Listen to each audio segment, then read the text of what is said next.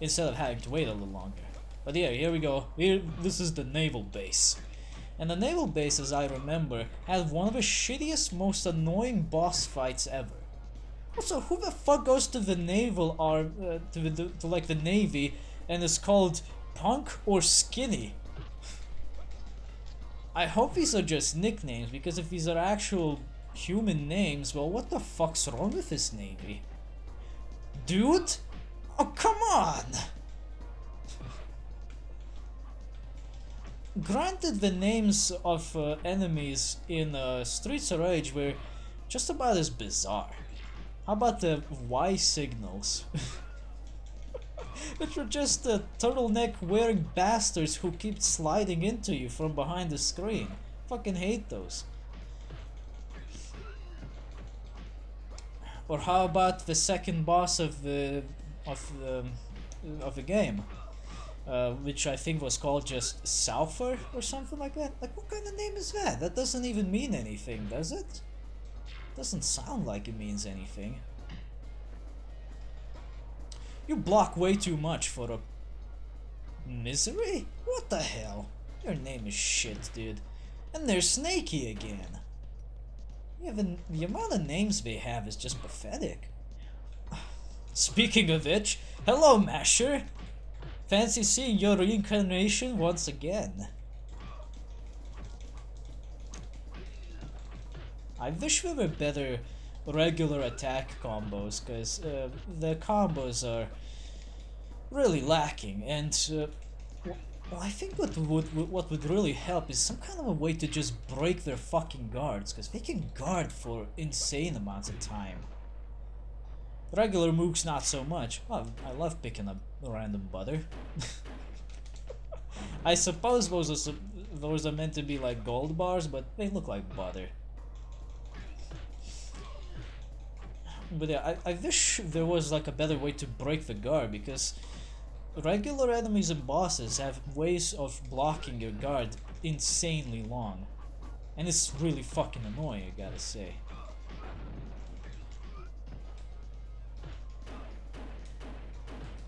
Oh wow, what an improvement over the names. Now he is called Basher. And here's another Punk. And here's another Skinny. Sheesh. Do they have name variety, or do we just like have 5 names to choose from for each level?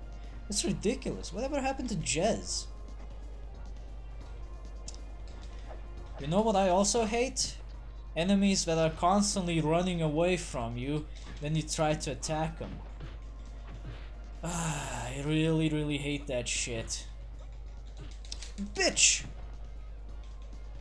You see what I mean when I said that the game doesn't like you grabbing enemies most of the time? That's what I mean. Oh wow, that was like one area. Holy shit, that sucked. Wait, that's what I mean. I was trying to grab him, and instead the game let him grab me. How about grab my dick, you cheating bastard? Ah, this place. This is where you'll fight your next boss. And here's some army dude. Who the fuck goes to the army with the name Slasher? God damn it. Where did that dude come from? Did he drop down from above? Because I just saw him like randomly spawn in crouching. Uh-oh. Despite what your sensibilities may say, the gaming sensibilities that is, those red barrels do not actually explode. Which is a little disappointing, I know. But what can you do? Not everything that's red explodes, much like not everything that gleams gold is gold.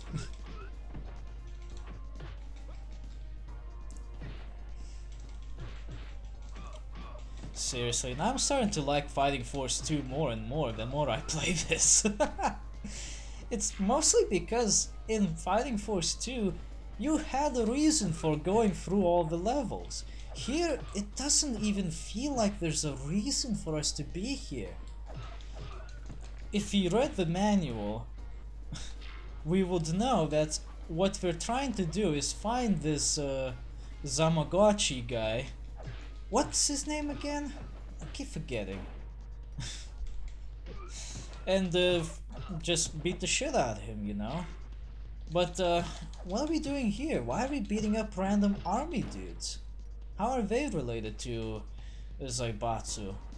How are they related to anything? It's almost like the almost non-existent relationship of Nakamichi in Fighting Force 2. All we know about them is that they may be doing stuff that's illegal, but it's never really explained in any way like what they're doing and why should we give a shit. It's just a thing. It's just like a plot point that you have to listen to and believe. Holy shit, he blocked a fucking smash from a baseball bat, from a fucking baguette with a handle. Look at it, it's a fucking baguette. Hello, Monseigneur Baguette. Take a good taste of my mighty baguette. Also, what are those red things? I always assume those are like pieces of crab meat or something, but I suppose they could be crystals or some gemstone. On PS1 they just look weird. They don't look like any particular item. Smash the mash. Well, that obviously is a coin, I suppose. It's just from a different angle. If you look at it from another side, you can see that it's supposed to be a coin. A very square coin, mind you, but it's a coin. Holy shit. Now, considering that this is supposed to be the naval base, why aren't there more people with guns? What, do they just assume they can beat up a random punk-ass bitch with a plaid shirt by just using their fists? Bitch, do you know who you're dealing with? This is Hawk Miensen. He don't fuck around. Get out of here. The enemies also get up off the floor so damn fast. Half the time you don't even get the opportunity to beat them up on the floor. It's kind of weird. Well, I think that might just be the result of getting deeper and deeper into the game, and the game getting a bit more difficult. Oh yeah, in case you're wondering, we're still doing this level. There won't be any more levels after this. This is the last level of this area. It's not the last level of this game, mind you, it's just the last level of this area. I mean, they could have fleshed this place out a little bit, but whatever. It's a big room and you're going to explore it anyway, thought Core Design. Then they realized, no, nobody's gonna do that because what the fuck is the point? Enemies come to you anyway. And they do so fast enough. Why are janitors fighting us? Doesn't he look like a janitor? Kinda does. What kind of attack is that? He just attacks me with his dick. Now that's what I call sexual assault. He assaulted me with his dick and tried to punch me. And the officer's like, yeah, I'll believe it.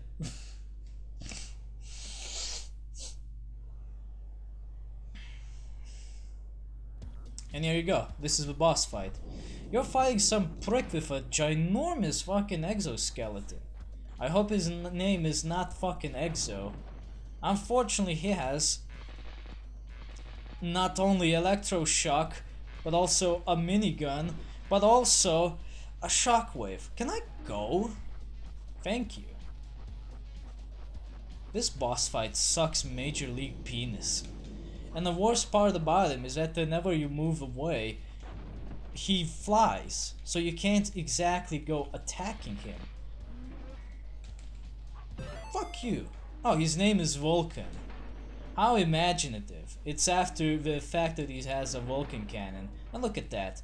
As soon as I pick up the fucking gun, not the gun, the barrel, he starts aiming at me with his Vulkan cannon. So what can I do? Nothing. There's nothing you can do about this. In fact, the developers must have realized how fucking shit this boss fight is that they included some destructible boxes, which most likely contain health pickups. Yeah. Problem is, this shithead keeps flying all the fucking time, and you don't have time to go looking for stuff because he just flies over your head and then stomps, trying to get you that way. Get off the fucking rail! Fucking hawk dumb shit. What are the healing items? Oh, you gotta be shitting me. You wanna tell me none of the boxes had healing items? What's the point? Fuck you, Vulkan! Now, as you can see, the good thing about this boss fight is that it is pathetically short. If you keep throwing battles at Vulkan, he will die ridiculously fast. In fact, that's the idea. You just throw battles at him. The thing that makes his whole fight shitty, though, is not just that fact. It's also the fact that you can very easily get killed and stun locked by this piece of shit who has all of these ridiculous advantages that you can't get around besides throwing stuff at him. In other games, again, like in Streets of Rage actually, some bosses, they're actually like that, but what they did was not constantly turn on their invulnerability frame magic things like that son of a bitch with his electrocution, and instead they only did it as a crutch, you know, to get out of your constant punishment of you constantly beating the shit out of him. Like I do know that some bosses in Streets of Rage actually had specific checks, let's say. They specifically check for certain actions from you to counteract with. Like for example, the second boss of Streets of Rage 1 always checks if you try to do a jumping attack. If you do one, he will immediately counterattack with a very powerful and very difficult to avoid slashing attack. It's practically unavoidable, all things considered.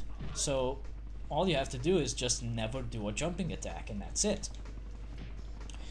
With others, I don't remember exactly what else is the deal. I do remember that, for example, the beach wrestler, forget his name, there's various names for him actually. You just need to make sure you're not too far away, because then he starts doing like running attacks into you. Depending on which version of Streets of Rage you're playing, like for example Streets of Rage Remake, the fat bastard that breathes fire, if you're too close to him, he's actually gonna do a jumping attack on you. It's pretty fucking awesome. But for that guy, the check is if you try to suplex him. And the counter attack for that is a passive one, if you can call it like that. He just is too fucking fat to be suplexed by any of the characters, except in Streets of Rage Remake. What's his name again? Shiva can actually suplex and throw the fat bastards around, since he's the strongest character. Meanwhile, in this game, there are no such checks. It's just that the boss is given a tool to play with, and he's never told, don't do this too often. For fuck's sake, you see what I mean when I say they can just fucking stun lock you? I was mashing the buttons there the entire time. And the game just doesn't let me do anything. Whereas the enemy can punch while I'm attacking and hitting them. How is that fair? If I can't do it, neither should they be able to do it, right? Apparently that's just not the case. What's in this? Oh, a shotgun.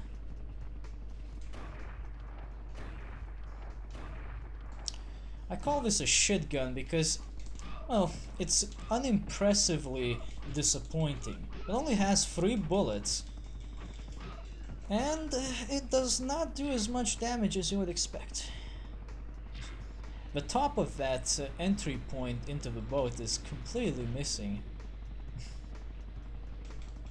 These enemies with their fucking diving helmets are the most fucking annoying ones, because they constantly block your attacks, they constantly attack through your attacks. They're just a giant pain in the ass.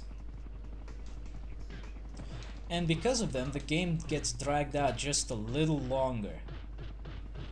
Stop! You can't even run away most of the time, then you get stun locked. And that's so fucking annoying. How do you miss that? Fuck you. You end up having to do this shit where you're constantly doing jumping attacks or just regular running attacks. It's so annoying. I just want to do stupid kicks or other combos, but no. I have to resort to stupid cheesy tricks because that's just better. It's just safer. This makes Fighting Force more annoying than it needs to be. And it could have been easily avoided too. But you know, it wasn't. Now, luckily for you, I guess, Core Design didn't make just the Fighting Force series. From what I remember, they also had a few other games under their belt. I don't remember what exactly. I did see that there is a Core Design Appreciation website somewhere around there. So if you just Google for them, I think you'll find their list of games. But yeah, they do have a reasonable amount of games developed. I do not recognize most of them. I only recognize the Fighting Force series, because I've never seen them on any other game actually. And the PlayStation library is particularly prolific. It has a lot of titles, and hopefully we can get into a lot more of them from now on, because yeah, in case you don't really know, I hardly got anything left to record on Sega Genesis, besides all the stuff that I have literally no fucking idea about. So really, there's only a few redos left to do for Sega Genesis, and I can consider it officially complete for the channel. As in, I recorded all of the games that I wanted to play from that particular console. You know what? That's pretty amazing, all things considered, that I've actually been able to get to that point. I didn't think that would ever happen, because for some time now, every time I pick up a Sega game, it's like, oh, I'm gonna beat this, it's gonna be one less. And then like 5 more end up on my master list of things to record, and it's just fucking ridiculous. Okay, so now the game kind of tries to tie the plot together, because, hey, remember... seriously, I can never remember the fucker's name. Remember, Zamboni? Let's go with that for now. Remember Zamboni? Yeah, the fucker who was trying to, like, bring the end of the world? Yeah. We're on his island now. Neat. But you may be wondering, what was the point of going through all of those other levels besides the first one to get to this point? And the answer is, I don't fucking know. I seriously have no idea. But you wanna talk about shitty fucking levels with shitty fucking enemies? Here you go. These assholes with their taser fists are the worst enemy you can encounter. Why? Because they love using the taser fist, and as you've seen, when they hit you with the taser fist, you are immediately knocked down and you get hurt a fair amount too. Guess what? They can also do this while you're attacking them. They can punch with that taser fist through your attack. And isn't that fucking fan-fucking-shitting stinking-tastic, isn't it? It's fucking great. I love misery. I love being miserable. Except no, I fucking hate that. It's fucking beat the shit out of you.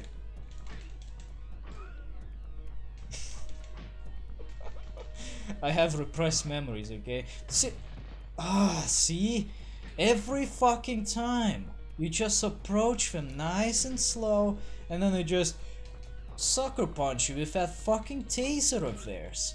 And you get knocked down on the fucking floor, and you're just wondering, why? Why do you exist? There's nothing you can do about it. The worst part about it though is that they are capable of attacking you normally without the taser fist, but they choose not to do so.